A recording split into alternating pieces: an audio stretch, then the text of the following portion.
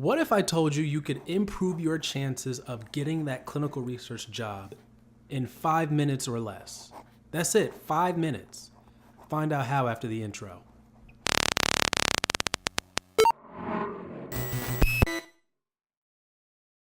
Hey guys, ECRG here, back with another episode. Today we're going to be talking about one way that you can improve your chances of getting that job, that clinical research job, in less than 5 minutes. Now you're probably thinking, ECRG, I've been trying to get in this clinical research industry for months. I've been applying. I've done everything I possibly could to try and get in this clinical research industry. Well, one, you probably haven't reached out to us and had us review your resume if you're asking us these questions. And you haven't come to us for any type of coaching or any type of interview prep. Because the people that do that don't have those same kind of questions. But there's one thing that you're probably not doing to kind of seal the deal, add the icing on the cake. Obviously, if you're underqualified, you're underqualified. This trick will not improve your chances that much. But it will leave a nice lasting impression. So if you apply for that same job again with that same company, they may say, hey, this person was really nice. They did this thing. Let's give them another shot. So what is this one thing? I've been blabbering enough this time. What is this one thing? Well, it's of course writing a thank you note or a thank you letter.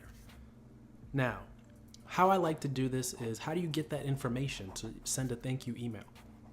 Well, what I like to do at the end of interviews is I always say, hey, would it be okay if I had your email address in case I had any questions? And most of the time, 9 times out of 10, they're going to say yeah and give you their email address. You know, I'm not going to say, I'd like to send you a thank you note. I'm going to surprise them. I'm going to say, if I have any questions, would it be okay if I sent you an email? That's how you get their email address without them thinking that you're going to be sending an email thank you. Or you could do a handwritten note. Now, this can be difficult if you don't know the address and all the logistics to get it to that place. So I think thank you email is good enough. However, if you're applying within the same company, like you're trying to move from within your company to a different department or a different role, you've got to go handwritten. And this is why. There is no reason for you not to be able to find out how to get that note to that person. A lot of companies will have internal note carrying. So even if they're in a different state or a country, a lot of companies have an internal service that they use to transfer mail within the company. So use that service, get you a handwritten note. If they don't, then you should still be able to find out the address of that person because you're in the company. You just ask, how would I send something to this person? And you can do it that way. So either way, you should be able to get a handwritten note in the hands of the person you're interviewing with. Now, you would do this for everyone. The recruiter, the hiring manager, and the people you interviewed with. Give them all handwritten notes. And the timeline for this is within 24 hours of the interview. So you've got up to 24 hours to do this. I'd say 48 hours at the absolute latest. Up to 24 hours for the best results. Now, this isn't going to change it. If you have a bad resume, you had a bad interview, this isn't going to change that. But if they've got 2 candidates, one person didn't write a thank you note or a thank you email, one person did, I guarantee you the person that did gets that job. It's just that extra little goodwill, if you will, at the end of the interview that kind of seals the deal.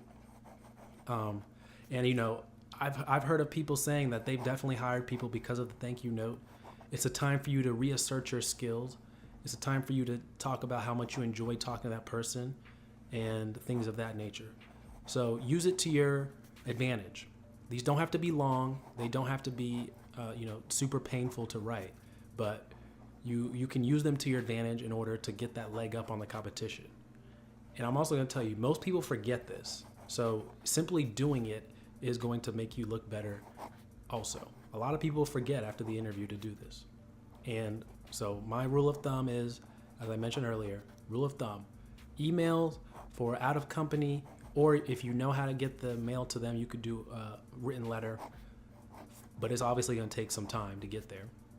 Internal company, you can do handwritten because it's most likely going to get there pretty quickly. So Hope this was helpful, guys. Believe me, this one tip changes everything. And I'm sure, comment down below if you've used this tip before and it has helped you. I know I have. I've done it a couple of times. I've gotten a few jobs in this industry now. And I always send a thank you note. Take care, guys.